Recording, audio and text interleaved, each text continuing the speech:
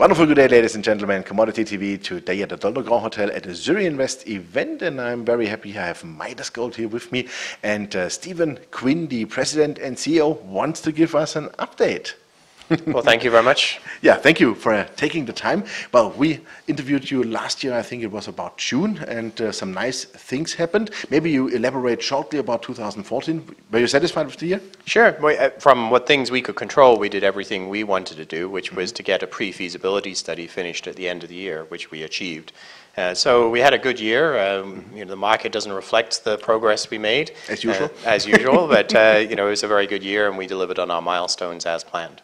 Fantastic. Let's talk about the pre-feasibility study, because I think this is really a major milestone for you guys. As you said, you worked towards it over a year. Can you give us some key numbers? What would be the highlights out of that? Sure. The study came out, say, in December, mid-December last year. And the key highlights are the project would produce about 340,000 ounces of gold per year. Wow. Cash costs around $500 an ounce, and all-in sustaining costs around just over $600 per ounce, $616 per ounce. So very, very good costs. Yeah. And even when you add capital in, you're still around $850 an ounce, including life of mine capital, initial construction costs, and everything. So those are pretty exceptional costs on a worldwide scale, because mostly you're looking at about $1,100 an ounce.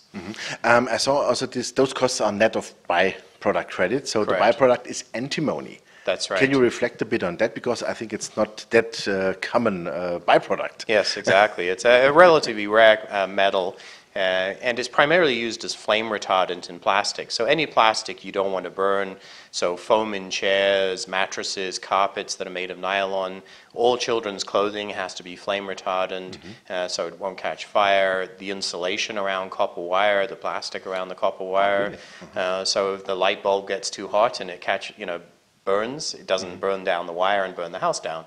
And so it's all legally required. China dominates the production, but Chinese production has been going down over a number of years, and demand continues to grow because people want everything to be flame retardant. They don't want it to catch fire. And so you're seeing a tightening up of the market. And we would be one of the larger producers in the Western world, if not the largest, when we're in production, but we still only produce 2.5% of world supply. So we're not going to disrupt the market, but we become a significant influence. Fantastic. Yeah, so this disrupt the market, I think that's important. So you maintain higher prices. What is antimony measured? Is it going like in kilograms or tons, or how does it work? It's basically sold by the pound or the ton, and it sells for about, today it's about $4 a pound. It reached a peak of about $5.50 a pound. After the Chinese announced that their biggest mine was running out of reserves, and they slapped export restrictions on the commodity. And it's interesting, if you look at the market, some people draw comparisons with rare earths, but the rare earths, China's dropped export restrictions on rare earths, but antimony they kept on, because there is no solution out there for the antimony shortage that's developing over time. So it could get to be quite an interesting commodity going forward. Well, interesting. So they use the antimony also in their textile industry? Yes, in clothing, nylon, anything synthetic, so nylon, rayon, all those kinds of products, anything that's made of plastic so it doesn't burn. Okay, great. So thanks for the deviation. Yeah, no welcome. What would be the capital requirement for your project? Oh, it's a big project. It'd be a 20,000 ton a day metric ton a day operation, so similar to a small porphyry copper or something like that.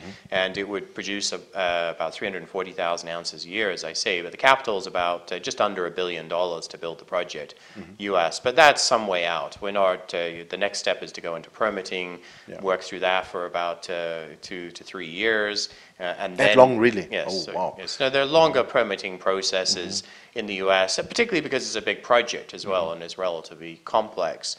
Because the site has been mined for over 100 years, so there's a lot of historic disturbance, and part of what we've done is incorporate the cleanup of all that historic disturbance into our plan, and that makes things a little bit more complicated, but obviously it's a net benefit to the environment to clean up all those legacy disturbances. Yeah, maybe it helps the permitting also, because finally you are helping the communities and the landowners, and let's say environmentally, it's positive. Yeah, our motto is restore the site. Yeah. And so there's a big component of restoration. There was a smelter on site, which is left a lot of contamination. There are old open pits.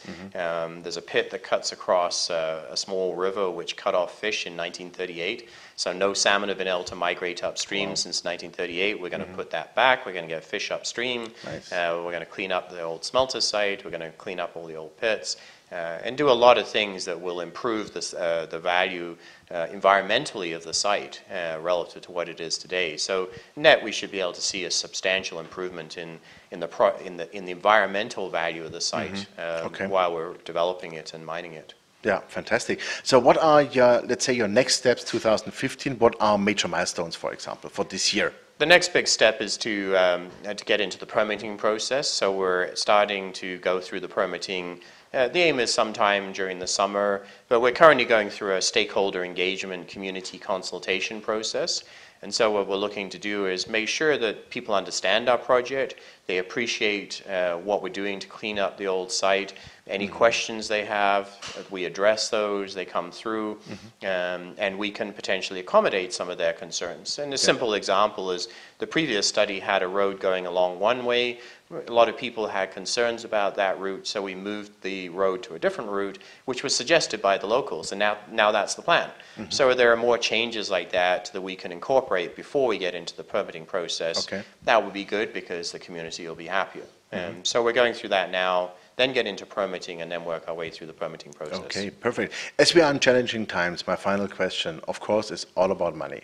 Right. You have the money to, let's say, sustain 2015-16, or let's say to go through that whole process? No, we would need to raise additional capital, assuming we're continuing to push through the permitting process and not slow down, for next year or the year after.